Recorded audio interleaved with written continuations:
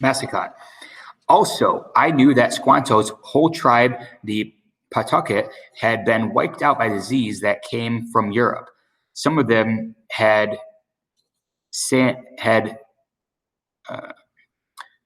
there had been thousands of them, and everyone was now gone, except for Squanto. He had escaped from the plague himself only because before it happened, he had been captured as a slave and taken to Spain to serve white people. I had heard all about how he finally managed to escape and return to his native land here. When we arrived back at his Pawtucket village, no one was left. Now, on the very land where the village had stood, Plymouth Colony was built. It was too much to think about. I had felt a pounding in the back of my head. I wanted to only enjoy the peaceful moment, the fresh air, and the time without any chores to do. I wished more than ever that I could stay lost in the woods forever. For 3 days, I did stay there. The wild woods animal. In a time, Metacom showed me many secrets of deep forests. Sometimes he would disappear for hours, and I had fear. When he was with me, he showed me how to use a bow and arrow and how he was to build a fire for myself. Then, on the evening of the third day, he told me I should return to the colony, for the harvest feast had been planned for 2 days hence. Metacom said the elders of the colony had invited Massasoit, and 90 members of the tribe would also be coming. I was not sure this news that would return made me happy now. I barely even minded the thought that my family might be frantic with worry over me. The next morning, after we had caught and cooked a wild hare, Metacom had said, "Come, little brother."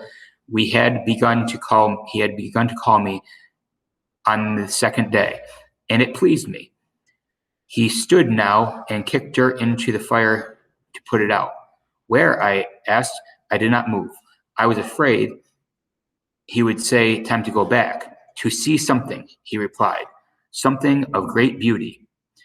After 15 minutes, I followed Metacom through the trees. I could hear the sound of the falling water. We ducked under the rocky ledge and found ourselves standing high above the wide, clear pool. Beside us, coming from somewhere high above our heads, was a waterfall rained down into the pool. It sent up a spray of prisms of light. "We swim," said Metacom. As soon as he said the words, I backed away. I had heard the Indians put their entire bodies into the water all at a time, but I was not at all so casual about it. Our custom was to bathe only once or twice per year, for to immerse oneself in water would wash away the protective oils that coated the body. I knew as well as any civilized person that these oils were washed away, disease could easily attack. I explained this to Metacom, but before I could even finish, he broke out in a gale of loud laughter. This angered me greatly. "You shall swim," he said. "I shall not," I replied, but Metacom took my shoulders from behind and pushed me firmly forward.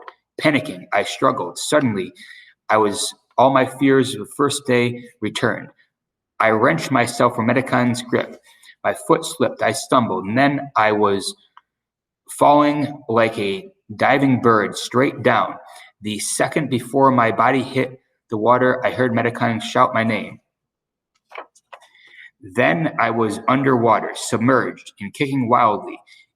It was the pace of sudden but vicious silence. Thousands of glittering air bubbles flew in long cords upward toward the pool's surface. When I went down, my breeches seemed heavier than iron. My shirt tangled around my body like a death shroud. My shoes were if two pieces of lead, dragging me down, down, down. I sank like a small boulder, and every muscle in my body released. I was going to heaven now. I realized it. I realized I could not be helped. It was time. Somewhere, I felt violent pulse ripping through the water, but I felt it vaguely as if it had nothing to do with me. I was going. I didn't I did not concern it did not concern me, but it did. Without warning, I was grabbed beneath the chin and under my arm. I felt a rush upward movement, and another second my head broke the surface of the water, choking and spitting. I felt myself biting, placed in the bed of moss beside the pool. Metacon had saved me from my own watery burying ground. The night I slept again under the stars of a deep of the wood. The fear had fled me, and I could not have felt more at home, even if Metacog had not been sleeping on the other side of the small fire as he was. I would have no worries. But in the morning, I was ready to return to the colony. We had shot a young doe on the way through the woods and were bringing our contributions to the feast. It hung from long pole in his legs. I was walking in front and Metacon behind. We marched in the comfortable silence and of a trusted friend as we made our way. We had gone into the woods separately as strangers. We were coming out of the woods as nearly as brothers. But there was one thing not answered. Metacon, I said, turning my back to him as we strode up the hill. The colony was now well in view. What were you doing in the storehouse? Metacon stopped. So I had to stop too. He took a deep breath. There is talk that there is a white man stores in the plague to use against us if.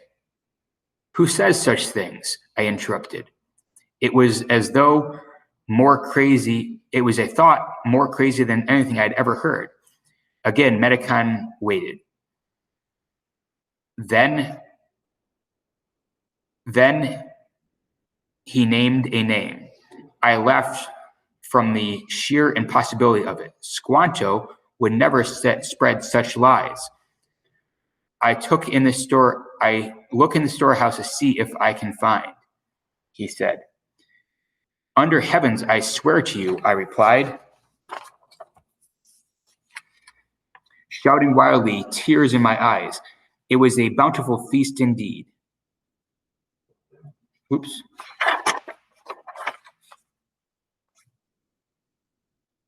No such thing. Metacon looked doubtful. Maybe Tisquantu acts like white man, no trust. As we walked on, I wondered about this. I might even know who Squanto really was, but now I felt I was seeing him more through Metacon's eyes. From now on, I would be watching him and everything around me differently. Making our way into our colony, I could hear the sounds of the festivities even before we saw them. Voices rose in exclamation as we appeared. My family's gaze fell upon me as though we were seeing a ghost. They came running to embrace me, all shouting wildly with tears in their eyes. It was a bountiful feast indeed. Food of all kinds was heaped upon plate for me. I ate until I might explode. Servings of wild turkey and yams and venison. There was cod and lobster and eel pie. We had corn cakes and beans and sweetmeats. These were more food than I had ever had in my life imagined might be possible. When I could eat no more, I lay back against the trunk of an oak tree and watched the dancing of the Mesa people. I looked upon these people now with new eyes of deeper understanding. Metacom had come and squatted beside me. "It is good, little brother," he said. "Peace is with us." I nodded happily, but think one thing. It is not so for long. In days to come, these festivities will mark a mourning for my people. The white people will not remain so peaceful with what they have. Metacom, see everything, see future. I laughed a little, as if Metacom were not talking sense. But I had lived in the woods. I had understood the world as he saw it, even as if for 4 days. Deep down inside my heart, I feared now that he might be right.